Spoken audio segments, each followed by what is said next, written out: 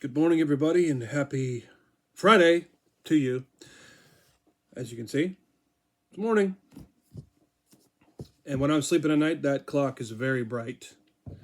But I am in the habit of waking up once or twice in the middle of the night, usually close to time when I have to wake up for work. But yeah, that shines a bright light right out here in my bed over here. Never had anything like that before. It's a pretty cool clock, though, and I like it. Helps me a lot. All right, we've worked today. We're going to go out to work later. We need to. Definitely need to. Daily Guideposts Devotional from 1982. I don't remember anything from 1982. I really don't. January the 12th is the one we're on today. John Bowring hymn says, "In the cross of Christ I glory, towering o'er the wrecks of time."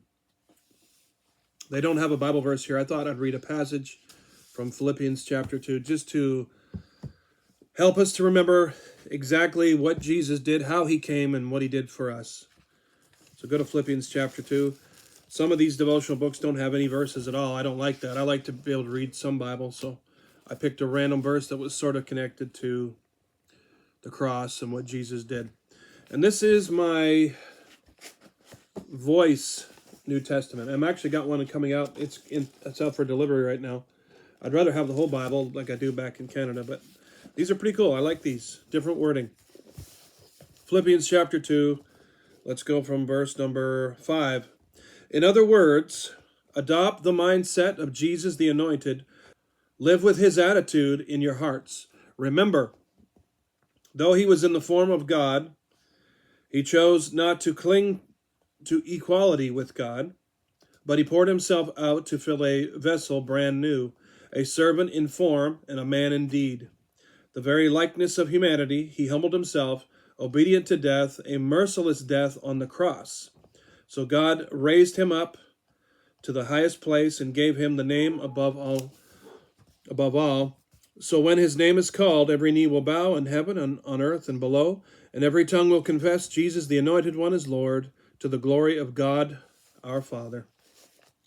Well, there you go. Good reading. I like the words of this Bible. I like the wording of it. All right. Let's get into this. Again, it's January the 12th. The author says, "Today, when I started to take down our Christmas tree, the same thought came to me that I have each year at this time. What a waste. No telling how long our tree took to grow in the forest." See, my parents we used to cut down a tree too and get one.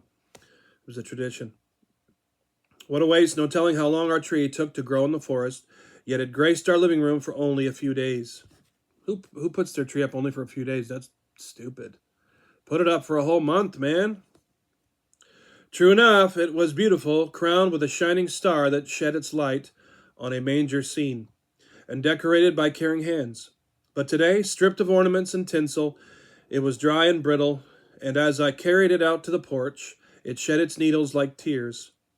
It made me sad to see this tree, like the one whose birth it commemorates, was born to die on an untimely death. This year, however, I was struck by an idea. As my son John helped me saw off the tree's branches, the large branch at the bottom, stripped of its greenery, was just the right size to form a cross piece. So John and I roped it on the trunk, a third of the way from the top of the tree. Then we carried it to the basement where it will stay until next spring. On Good Friday at noon, we'll bring it up again to remind us of the death of the child whose birth was celebrated in December. And we know Jesus wasn't born in December, he was born in the fall. But anyway. Then on Easter Sunday, we'll place a fragrant white lily at its base. And maybe as we stand in front of our little tree-turned cross, we'll hear a voice in our hearts saying, "He is risen," and our hearts will reply, "Alleluia." Sister Julie used to have a cross for her Christmas tree. A brother at the old church made it, Brother Donnie. All right, MMH are the initials of the one who wrote this. They say, "Birth, death, resurrection, all part of your plan, Lord. Praise you." And for me personally, every day is Christmas.